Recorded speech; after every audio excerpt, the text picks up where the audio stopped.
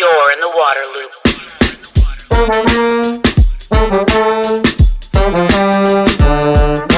Water loop, water loop, water loop. Welcome to Waterloop. This is Travis. I'm here with Apryl Boyle, the founder and CEO of El Porto Shark. How are you doing, Apryl? I'm doing great, Travis. Thank you, and thanks for having me on. Yeah, very excited. I'm always happy to talk about sharks. They're amazing creatures. So you founded El Porto Shark. What is that? Well, it started as a pet project, if you will. Around 2013, there were a lot of sightings at my surf break, El Porto. There's a lot of young of the year sharks that come through the Santa Monica Bay area. And for some reason, the news kept coming that year. And they were there almost every morning. It seemed like, hey, aren't you afraid of the sharks? Oh, my God, they're sharks. It's like, well, yeah, it's the ocean. So, and it was just creating a lot of hysteria, if you will, and just a lot of unnecessary stuff. So really just started as a digital kind of thing, awareness thing. And then after a couple of years, I decided to make it my full-time thing because I'm a trained marine scientist, but I've kind of gotten stuck in marketing a bit. If you're good at math, you get stuck in doing some weird stuff. So, you start helping a friend out with something, and then before you know it, you're like, geez, 2 years have gone by. What am I doing? Anyway, so now I'm doing a whole lot more. We're turning it into a nonprofit so we can do more advocacy. So the mission is shark conservation, and the actual mission now is ocean and shark conservation through research, education, and action. Awesome. So we do a lot of research, have a lot of fun research projects going on, mostly population dynamics, but starting to get into some eDNA studies and some telemetry things and trying to do some modeling of the system of where sharks are. Okay, very cool. I know one of your big focus areas is kind of addressing some of the misconceptions about sharks. So I have an idea what some of those are, but I'd rather have you kind of share what you think the public's biggest misconceptions are. Well, it's interesting. So we're really starting to focus on the surf community because if you tell someone you surf, usually one of the first things they say to you is, "Aren't you afraid of sharks?" And sharks kill maybe 10 people a year. I think last year it was only 8. And people who encounter sharks worldwide, it's maybe 85. There were some last year, there was the count. And I mean, that's in the entire world. So just here in Southern California, there was a study done by UCLA of how many people go to the beach, and it was the hundreds of thousands of visits every year. So think about that globally. So people saw Jaws and they think they're going to step in the ocean and, oh my God, the sharks are going to eat us. And we're not their food. I've been next to 18-foot great whites that totally avoided me. I've been next to all kinds of different sharks, and honestly, waves have messed me up in the water more than any animal. So yeah. There's an irrational fear, and Jaws did its job, did a really good job of kind of scaring everybody. But there really there isn't a reason to be so afraid. I mean, if the chances were that I've been in the water so much, I should have already been eaten by a shark. Right. So it's this misconception that sharks are prey on humans, that we are, food for them, and that they are out there looking for people as part of their diet, and that they're just completely out of control going after people. Do you think it was just Jaws? Jaws was a huge part of this, right? But I think there's probably been some other media or stories or that kind of thing over the years that have maybe fueled that misconception? Oh, indeed. I mean, Jaws was just the start of it. That's really the touchstone that started all the sequels, and now you have these movies where they're like, oh, let's throw some blood in the water and here will come sharks. And they're really attracted to oils and whatnot because I always tell people how easy my research would be if I could just cut my finger, stick it in the water, and hey, sharks would come. But that's not the case. All those great videos and shows you see on Discovery, that's an hour, that took like weeks to film to even get any kind of content. So yeah, I mean, we're not their food. They really prefer blubber over a person, and they can tell the difference. They have, their lateral lines that detect electrical, and they have ampullae of Lorenzini in their noses, which are these gel-filled sacs that also can tell the difference in food I mean, attacks do happen, and I don't want to minimize, if somebody got bit by a shark, because that is pretty devastating, since that test bite that's, oh, you're not my food, that can be lethal. So Sure. it is unfortunate, and it is something that happens a few times a year, but the frequency is just really low. You're more likely to die on your way to the beach in a car accident. Yeah, yeah. Very interesting. Yeah, so I'm a surfer too, and I've spent lots and lots of time in the ocean, in different parts of the ocean and places, North Carolina and the Pacific coast and Hawaii, and you're aware that they're out there, but I mean, I know that I'm not their food, right? That they're looking for other things. And so that's interesting. What do you think about Shark Week, right? Like, this is a huge phenomenon in pop culture. There's a ton of terrific programming on it. I think maybe like a few years ago, they kind of got picked on a little bit for some of the content that they had. But yeah, just wondering what you think about Shark Week. Yeah, so it was great. And then about almost 5 years ago, they had some mockumentaries, or that they claim that they were meant to be fake, but the one in particular was the megalodon. And so all of a sudden, everybody's thinking, well, no, we don't know what's in the ocean. Now there are megalodon. And so that was a real, myself and a lot of us went on Twitter and just beat the crap out of the producers, because we were like, hey, this is wrong. You've got these things where people look at Discovery Channel and Shark Week as factual. So interestingly, this year, I was invited to be part of the Megalodon 4 years later, Fact versus Fiction, where we made fun of that show. So it was the same producers, and they had several of us on who worked in the fields, scientists and advocates. And interestingly, some of the producers, I mean, one of them, she was like visibly shaken. She said, we got like death threats, and like, I'm like, wow, I wouldn't have gone that far. Yeah, but, right. They were really kind of shell shocked. They didn't realize just kind of the can of worms they had opened. So last year really, to me, became a turning point, where they still have, sensational silliness like Shaq going in the cage. Who cares? Michael Phelps is not going to outswim a shark. They've got those kind of things. But we all kind of recognize that, we'll go ahead and we'll do the shows as long as they don't have us like we're saying something wrong or making something up. But we'll go ahead and do it, because we can get the word out. And so last year, I feel like they really tried to turn around. We'll see how this year goes. So I'm hoping they continue that, where it's educational, because honestly, I always loved it up until, that Megalodon show. Right. But like I said, they tried to make amends. So we'll see, but there's still, I'll go to schools and kids will sit there and say, oh no, there's Megalodon. I know there are. We don't know what's in the Marianas Trench. And I'm like, if something as large as a megalodon was around, we would know. Trust me. Right, right. What about that movie, The Meg? Did you even see it? I didn't see it. No, one of my friends told me the book was good, and it's not my thing. So I haven't seen the movie yet.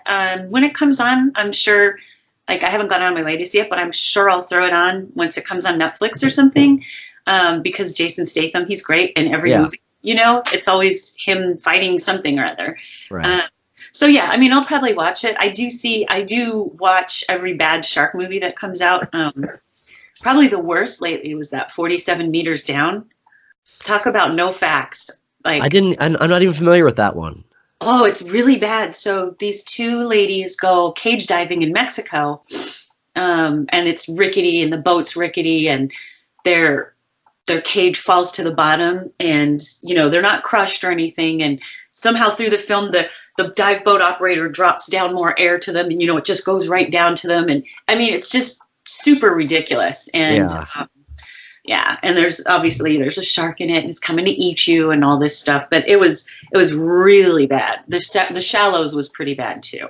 Right. Is that the one where there's a girl surfing and she like ends up having to get stuck out on a little island, like a little rocky outcrop, and like the shark will not leave for like hours and hours or day, and it's just staying there, and it's like zooms to get her. I mean, preposterous. Yeah. She's there surfing at a break she doesn't know, all by herself. Right. Late in the day. Great. In a foreign country. Good idea, sweetheart. All no-nos for sure. Yeah. Sharknado. She's super smart. Sharknado is another one that got tons of attention, but I don't know that anybody could take, I think people realize that's just an absurd movie there. But I love what they did. They didn't realize it was going to be such a hit, and then they kept making them and making them more and more absurd. They were totally in on it, which is great. yeah. All right, shifting back to serious stuff, even though it's fun to talk about all that. So, this advocacy is really is big for you. And could you talk about why sharks are so important? Yeah, I don't think people realize how important sharks are to the ocean. Really, they're a top predator. So if you remove a top predator from an environment, the whole ecosystem completely changes and or collapses. You only need to look at when they eradicated wolves from Yellowstone in the early 1900s. What happened there was trophic downgrading, which is what would happen if you remove sharks, where all the elk ate up all the food, and it made the land so unstable because they ate up all the plants. And then they reintroduced the wolves, and guess what? The ecosystem's better again. But we don't have that chance with sharks. In fact, a report came out that even more are closer to being extinct than we realize. Like now the short-fin mako is in really low numbers. Great whites, of course, are always protected, but we're losing our big predatory sharks. And when you take a top predator out of the environment, other stuff kind of thrives. So sharks keep the sick and the injured, and they keep the populations in check. Well, if you let all those plant eaters keep eating up all the plants, pretty soon you're going to completely change the ocean environment, and it's not for the better. So you don't want to ever remove a top predator like that. And we've seen where they've overfished sharks in one area and another one has moved in. So we're already changing different ocean environments. Yeah. And so you made the point that it's not something we can really reintroduce, right? We can't really effectively capture sharks in one part of the ocean and move them to another place and have that be successful and have them survive and replace some native population that was there. Right. Yeah. It's not like you can grow. So great whites, for example, do not survive in captivity for a number of reasons. So it's not like we could have some in captivity and reintroduce the population. It wouldn't happen. Once great white sharks are gone, they're gone. There's no reintroducing them or trying to breed them in any way. They've tried, and it just doesn't work. There's certain animals that just aren't captive, and they won't ever be. Yeah. And so the short fin mako, that's the fastest shark, right? Right. They can get into bursts of, it depends on who you read it from. Somewhere around 45 miles an hour, some say 60 miles an hour. I haven't clocked one myself, but I just read the other reports, Yeah. But yeah, they are the fastest. Yeah, I think they might be my favorite just for that reason. So what's your favorite shark? Great white, of course. Yeah.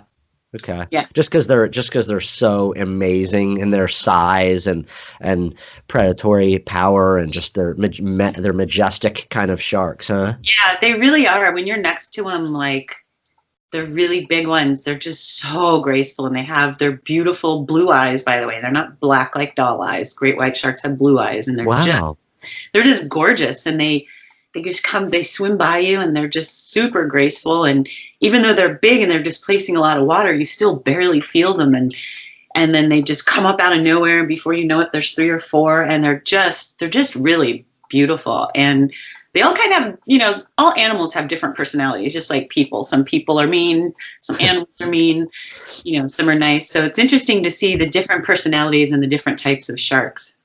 Yeah. My oldest son is kind of into this stuff, so he would want me to mention that his favorite shark is the bull shark. He thinks it's really cool how they can go up into fresh waterways and all that kind of stuff. So yeah, a fun shark. So I guess changing the public's opinion is really important so that there's more of a mindset of protecting sharks, right? But what are the big threats to them? It's this actual fishing for sharks and finning for sharks. Yeah, so we lose almost 100 million every year in bycatch, in culling, in finning. So Western Australia, for example, every summer, and they have since the 1930s, in fact, they get out there and they put out their drum lines and their nets, and they actively kill mature sharks, which reproductively mature sharks, they take a long time to get to that, and they reproduce infrequently, and they have very few that they give birth to. So it really, their population, they believe, is there's 60% fewer larger predatory sharks around Australia in the last, it's been since the 1930s, 1940s. Whether or not culling is the only reason, probably not, because, climate change, warming oceans, ocean acidification, kind of a lot of pressures that are all human-made. And they're putting all these pressures on sharks and the whole ocean. Yeah, so they do that because of really the number of people in Australia that like to go to the beach and swim and surf, and so they're trying to make it safer for people to be in the ocean. Yeah, Well, and it's shown to do nothing. Studies have shown it does absolutely nothing for public safety. They think it's their right to protect their surfing heritage. I've heard some really ridiculous things, and there's a study out that came out of Australia that shows that they were even using things like Jaws in pop culture, saying, look, we're justified in doing this. Yeah, so it's really, and the officials that are for it just use some really crazy alternative facts, if you will, and really crazy arguments. And it comes down to tourist dollars, for sure. They really want to make sure that, okay, we have nets out, so you're safe. So you do stuff like that, and it gives people a false sense of security in the water because it doesn't make them safer.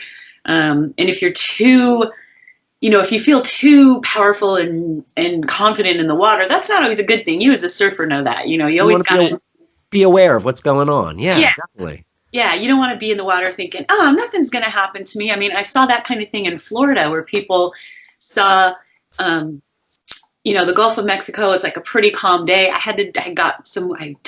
Saved some woman's kid from drowning because the current was taking him out, and it looked calm, and the water's warm, so she's thinking she's at Disneyland and nothing's going to happen. I'm like, what are you doing? And she didn't know how to swim, and he didn't know how to swim. She's letting her kid go in the water. So it's that kind of thinking. It's the same thing where people get a shark repellent, or they think they're getting rid of all the sharks. There's other stuff in the water too. I got to tell you, marine mammals have messed with me a lot. Sea lions are kind of jerks. And we know that, that, like you mentioned before, that really right at dawn, right at dusk, after a heavy rain, if the water gets all stirred up, or, there's certain things you want to keep in your mind as a surfer when you're going in the ocean. Like, okay, maybe, use some judgment around this particular situation, right? Yeah, I did. I mean, I've been bumped before. I was over at Dockweiler Beach, and it was really murky. Where's that? It's right by LAX. So right behind LAX, there's Dockweiler Beach. It's just before El Porto. And I was walking out with my board, and something bumped my leg, and I'm like, okay, and I moved down, and then it bumped me again, and I go, okay, I will go down farther. So it was a smaller shark looking for food. I couldn't tell what it was because I was only in waist high water. Yeah. But I couldn't tell what it was. I was guessing it was some kind of maybe a leopard or something, or a baby white, but I couldn't see it because it was super murky. But I just said, okay, dude, fine. This is your beach. I'll give you some space. I will. Right. Not that it was going to attack me or anything, because it felt like a really small one. So, but still, and something's bothering you in the ocean. Like I've had dolphins come and tail slap at me, and I'm like, okay, I'm out. So, you just kind of get out of their house or their environment. Sure, we're in their house at that point. Yeah. It's that number of 100 million a year that are killed or finned. Well, that kills them, but that's just crazy number. That's so many. Yeah, I know. People don't believe me, and I say, 11,000 sharks are killed every hour. It's like 100 million a year. Yeah, I mean, it varies from 88 to 120, but still 100 million sharks, and that's not sustainable. We're not gonna keep doing that because we're gonna kill all of them. Right. So let's talk about the public awareness. What are some of the ways that you work to raise public awareness about the importance of sharks, and that they are, a valuable part of the ecosystem, and we need to look for ways to protect them and all that? What are some of the ways that you work on that? Well, lovely people like yourself that have me on their podcast or interviews. I do a fair amount of writing. I'll contribute to whoever will listen to me, basically, kind of, within reason. But I do get out and speak quite a lot, and I'm starting to just working on something new where we're going to do some dive trips. We're going to do some destination kind of trips, but instead of the big scary, oh, let's be next to these big sharks, it'll be like a kindler, gentler Shark Week and expose people to all the different types of sharks, because people think of a shark, first thing, it's a great white. Right. So trying to expose people to more than just the great whites and show that, hey, there's all these different diverse species. We need to protect them, because once people do go out and see them in the wild, they're much more likely to be an advocate. So really just speaking quite a lot. I mean, I've spoken at big events, small events, yacht clubs, fishing clubs, schools, and just, really just try to get the word out and let people know that, hey, we really need to do something about this before it's too late. What do you think of the status of public awareness and public perception? I mean, there's a lot of that those long held misconceptions and all that stuff. But do you think that awareness of reality is increasing at all? Yeah, I really do think it's getting better. I really do. There's, more and more people are going to the beach anymore. Shark Week and shows like that, those kinds of things are getting more and more popular. People are wanting to know. So I do feel like it's working. There are a lot of us working in conservation. There's a lot of great charities out there, and we help each other out whenever we can. And just as long as everybody's getting the message, then hey, we're all doing good. But I really do, Travis, feel like that there is a better kind of handle on it in some communities. In others, though, there's still not a lot. Like, people inland, people that don't live on the coast, they're less likely, unless they're divers or, like to come to the beach. It seems like the landlocked places are a little less likely, although that is changing as well. I do run into people that tell me, oh yeah, I love sharks and I'm gonna go diving, and they live in the middle of the country. But I do think we're getting better. That's good. That's really good. I want to talk about some of the some science areas here, and some of the things, other areas you work in. About one is aggregating shark conservation data. Could you talk about that project?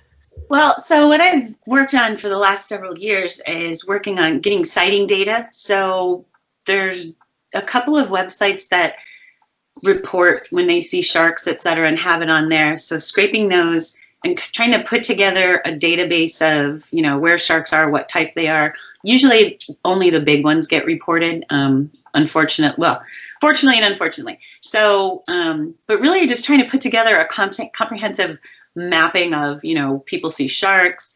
And it's interesting because, of course, in the summertime it's up, and, in December, more surfers, bigger swell here in Southern California, more sightings. So there's a lot of interesting things about collecting that data and trying to normalize it and seeing if it is actually a shark people saw. Is it a dolphin? Around here, some people will think a great white, a short fin mako, and a salmon shark. Those can all kind of look like the same shark, especially the salmon and the great white.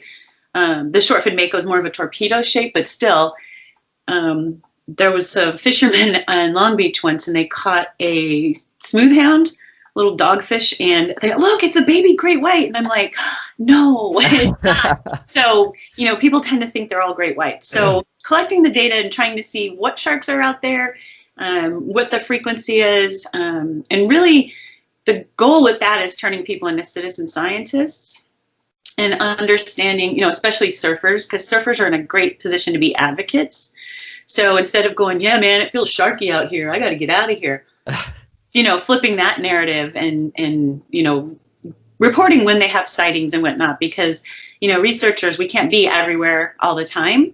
So if we have surfers, especially out there, letting us know, yeah, I saw a great white, or I saw this, saw a school of leopard sharks, it's really useful and helpful for us, and it informs conservation. That's funny to hear you say, a surfer say, oh, it feels sharky out here, maybe without any actual sightings of sharks, just like that spooky feeling when you're, that's really what it is. It's a spooky feeling, like, oh, this is kind of a strange place I'm sitting. Maybe I don't always surf here. Maybe the water's not as clear as it usually is. maybe Right. like it's a gray day and oh, it Yeah. just feels sharky, right? Yeah, I've heard people say that so many times. And I've had actually one friend get really angry with me because they were saying, no, it's the right conditions. It feels sharp. You can't tell me. Okay. All right. Oh, jeez. Like, seriously, tell me, yeah, nope, you're right. Go Yeah. ahead. More waves for me. I'm going to sit out here. Bye. That's a salmon, a total side question. So the salmon shark, I didn't realize they were down that far south on the Pacific coast. That's interesting. Yeah, they're more frequently up north, Yeah. but they have been found down here. There was definitely in the Morro Bay area. So a lot of the sighting data I have, like the biggest piece I have is all along the California coast. So that includes Northern California. There's some Oregon and Washington, and then some Florida data too. But it's interesting because like dive shops have all this great data, but then they're not using it and nobody in science is using it. So I'd really love to get more dive shops in on sharing their shark data. It could be, it doesn't have to be recent. It can be like stuff they've had because they like collect the data and it sits there for years. I've seen people have it for years and years. And it's like, it's good data to have, of course. Hey, that's no. okay. Yeah, and I mean, often like you'll see them on their social media feeds. We had a great dive today, X amount of visibility, X number of sand tiger sharks. Report on that kind of stuff. So I live in coastal North Carolina, and there's dive charters that go out and go down by the old wrecks, and they see sand tigers and stuff all the time. And I see those pictures, but they're not reporting it like in a scientific fashion. So right, and then whale watching boats, and they'll also, if you go online, you can see a lot of them. They put their numbers up. They say X whales, X this. Oh, one great white, one mako. And they'll put it on there to use. So it's really cool. But I mean, it's a matter of what's usable and what's not. And I know here we're thinking we're seeing more great whites, and that they're making a comeback, which is good. And I hope it's true. There's also, I always like to make sure, there are more people in the water, there's more GoPros, there's more drones, there's more kind of coverage and awareness. Yeah, babe, you're all right. My new dog, he's all shaky. But there's more awareness around him and there's kind of more people out there. So, research, some really respected researchers are telling me that indeed the populations are growing. So I'm hoping that is the case. And it's not something we need to worry about as far as, surfing in the water because, again, not their food. We're not their food, sure. Another area of science is forecasting marine life populations. Could you talk about your work in that area? Yeah, so when we get the sighting data or any data with, because it can work with sea turtles, it can work with rays, but if we take the past data, we can kind of forecast what's going to happen in the future and looking for what inputs are relevant to that. So do we see more sharks when it's this temperature, when it's this time of day, when it's, this salinity, when it's this kind of pH, kind of trying to figure those facts out. So yeah, we try to forecast populations for different areas. We're doing a little less of that now because we're working on some of these other studies that have come up and harder on advocacy. But my master's was in all biostats, and so I absolutely love forecasting things, and I'm really quite skilled at it. So like I said, if you're really good at numbers, you can get in trouble sometimes. You get roped into some interesting things helping friends out, and then you're like, why am I doing this stuff? Yeah. So this is one area that I noticed of your work that really jumped out at me. I'm curious about, and that's the role of sharks in helping to adapt to mitigate to climate change. Yes. Yeah. What is that? Yeah, I wrote a blog post for Advocacy about that and have references in there and everything. And I was pretty proud of that because they're like, really, I didn't know. So it's that trophic downgrading that I was talking about. The ocean is a carbon sink.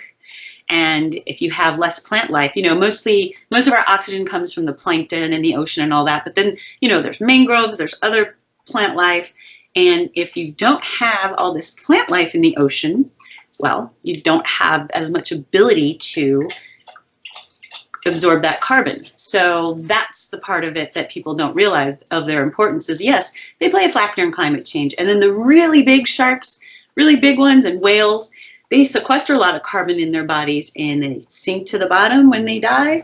And then that carbon stays in there because, other stuff in the system will eat it. So when we take out large sharks or large animals out of the ocean and kill them, that's not sequestering carbon anymore. But yeah, they're really important for keeping the plant life in the ocean the way it is, keeping the balance so that it doesn't all get eaten up and we can't absorb that carbon. There's been quite a few studies around that. And like I said, if you look on the Advocacy blog, I wrote about that a couple months ago and I have the references on there so that everything I say, because there's always somebody going, no. So I've got like references to the primary literature, that was peer-reviewed scientific journal stuff. So yeah, it's more important than people realize. And I guess some people, might think, well, saving sharks isn't going to stop climate change. And that's true. But like in this giant battle, right, against climate change, every little bit is important. And if sharks play a role in that carbon equation, then that's just another reason that we should work to keep them around. Yeah, absolutely. I mean, they help keep the carbon sink that the ocean is, and they keep populations healthy. You get rid of a shark, that's kind of, and I don't know this to be 100% fact, but at Reunion Island, where there's been a few deaths. Yeah. One of the hypotheses put forward was because one certain shark had been overfished and they were out of there and a different shark had moved in there. So and I have to, again, look up the sources for that and see if there's been further study, which I'm sure there is. I know that they're trying out a shark safe barrier there that is magnetic and doesn't harm anything. But there's a lot of work around that. So whether or not that's true for that area, it is true. And the Pew Trust has a couple of great videos. If you search on Pew Trust for sharks, they have one, if you remove them from an area in Hawaii, they show this entire ecosystem crash. And then they have another one, which is a cartoon, but it tells you what happens if you remove sharks from coral reefs.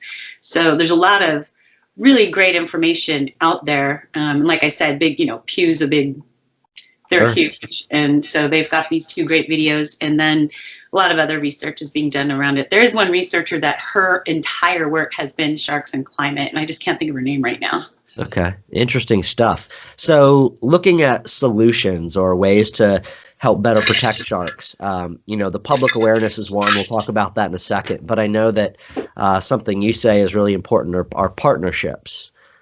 So what is a partnership? Why are they an important part? What does that mean? Well, you partner with either big corporations, governments, etc., get them on board with the importance, then that is key. So, if I could get the mayor of LA and the city of Los Angeles to get, hey, to help me get behind a campaign, that would be an amazing partnership, and that would increase awareness. So it's that awareness piece that partnerships make possible. Yeah, totally. Okay, so like the big final question is how people can make a difference at the individual level. One person, it's daunting to think of saving the world when you're just one person, right? And especially maybe somebody lives in an inland community and they want to make a difference. What are the things that people can do to help, shark population out there? Well, there's one thing that everybody can do, and it won't just help sharks, it'll help the entire ocean, is stop using single-use straws. Stop when you go to a restaurant, and I get the kids to do this to their parents because they'll hold them to it. Say no straws. I mean, that one thing you and I've been drinking like this whole time. Yep. It works. It's worked for a really long time. There's very few cases that someone needs a straw to drink. And our dependence on single-use plastics, like the K-cups and non-reusable water bottles, it's just really minimizing your plastic footprint is one thing that you can do, not only to help sharks, but that helps the entire ocean. And anybody can do that. You don't have to do anything except, alter a couple of habits. And it's really simple to do. I love the point of make the kids the ones to put on the pressure, right? I think It they're works. definitely, they have a lot of influence. Yeah. I've had parents tell me that. They're like, I can't, we go to a restaurant, I can't even get the words out. The kids tell him, do not bring us straws. Wow, that's awesome. Yeah. Yeah. What about this whole, there's 100 million sharks caught and killed every year. Is there anything people can do to advocate on that front? Well, there's a couple of things you can do. You can something really simple that is good not only for sharks, the ocean, your health, and your wallet is just do like meatless Mondays. If everybody just did meatless Mondays, that would save a lot of protein that's being caught in the ocean, et cetera. And it reduces your carbon footprint, and it's actually less expensive to eat a plant-based diet. So I don't tell everybody to go vegan because people get really, it's one of those things you don't talk about religion, politics, or nutrition. So I don't tell people to drop all the meat because they get really emotional and they love their cheese. But seriously, meatless Mondays do a lot of good, and you can do that wherever you are, and it really has benefits for your health as well. So it's not just helping the ocean and sharks, and then holding places accountable. The tuna fisheries, unfortunately, about 60% of their bycatch is sharks, and most of them don't survive. Either you have unethical boats that fin them, or that they try to release them, but they've been in this net for a while and they can't. Yeah.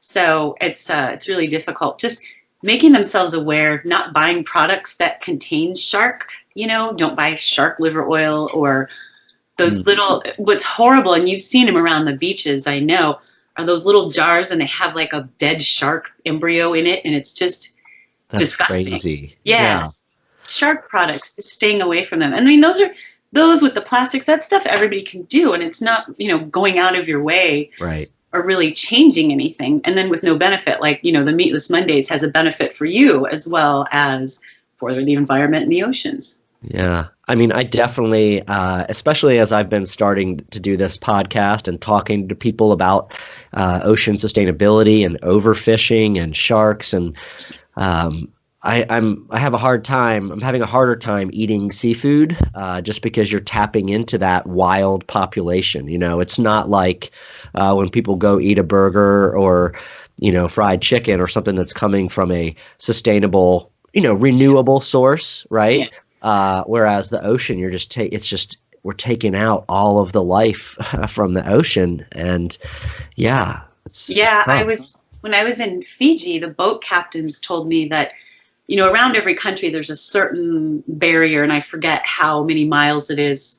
But there's a certain barrier where you can't go in and fish unless you have some kind of permitting. And what they told me is the fishing boats will come right up to that barrier and just take everything. Wow. Like every corals, sponges, just drag the entire thing.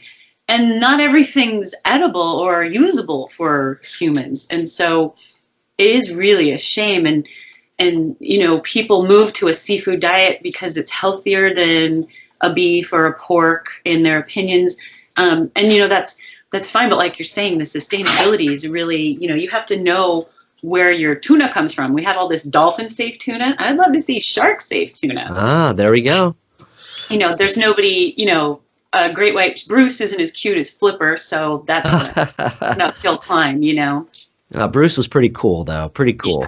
Yeah, sure. I really appreciate the time and the information, the conversation. What are some places that people can follow you or check out your work? So the website's williseeashark.com, and then on social media, it's all at El Porto Shark on Twitter, Tumblr, Instagram, Facebook, and you can follow our work. And the website's going to be changing a bit. Like I said, we're getting everything done to officially be a nonprofit so that we can do more advocacy. But at El Porto Shark everywhere is where you'll find stuff. And we do put stuff up on YouTube every so often as well. Good deal. Well, I appreciate, as an ocean lover and fan of sharks, I appreciate what you're doing, and I encourage everybody to follow your work, and I look forward to connecting in the future at some point. Thanks, Travis. I really appreciate it. Thank you for being a shark advocate. You're in the water loop.